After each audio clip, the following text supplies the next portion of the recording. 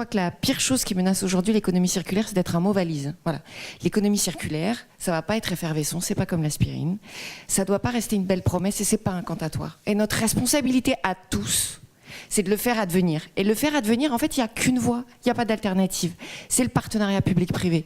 Mais le partenariat public-privé, c'est une construction.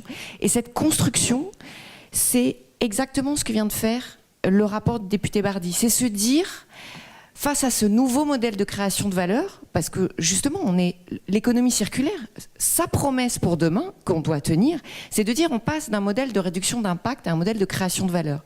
C'est pas la décroissance soutenable, c'est autre chose.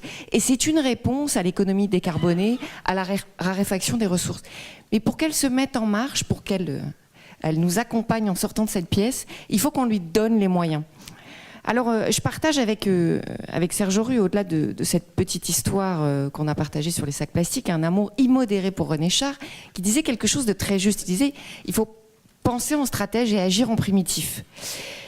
Ça veut dire quoi? Ça ne veut pas dire que l'État va être stratège et les entreprises primitives. Ça veut dire que chacun, on doit se partager ce rôle. On doit se partager ce rôle. Le rôle de l'État stratège aujourd'hui, et un interlocuteur l'a dit, c'est qu'il faut fixer un cadre.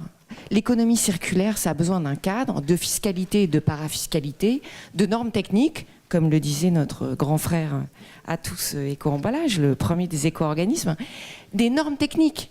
Si on veut aujourd'hui faire des déchets nos ressources, parce que c'est des matières premières secondaires et qu'en récoltant nos poubelles, on va se substituer aux mines avec nos ressources naturelles. Donc oui, il faut des normes techniques parce que aujourd'hui, il faudrait séparer plus à la source, ne plus collecter nos papiers et nos emballages parce que mélanger pour démélanger, c'est plus onéreux, ça appauvrit la qualité. Il faudrait réformer avec les opérateurs nos centres de tri. Donc il y a besoin d'un cadre. Il y a besoin d'une demande intérieure. Je crois que le pari de l'économie circulaire, c'est qu'on va réconcilier et inviter à dîner Keynes et Schumpeter, donc des libéraux et des moins libéraux. Pourquoi? Parce que le marché ne va pas tout faire tout seul. Donc le cadre que va fixer la norme technique, la loi et peut-être même la réglementation communautaire et nationale, c'est un moyen de s'engager. Parce qu'aujourd'hui, le marché, il n'est pas pur, il n'est pas parfait.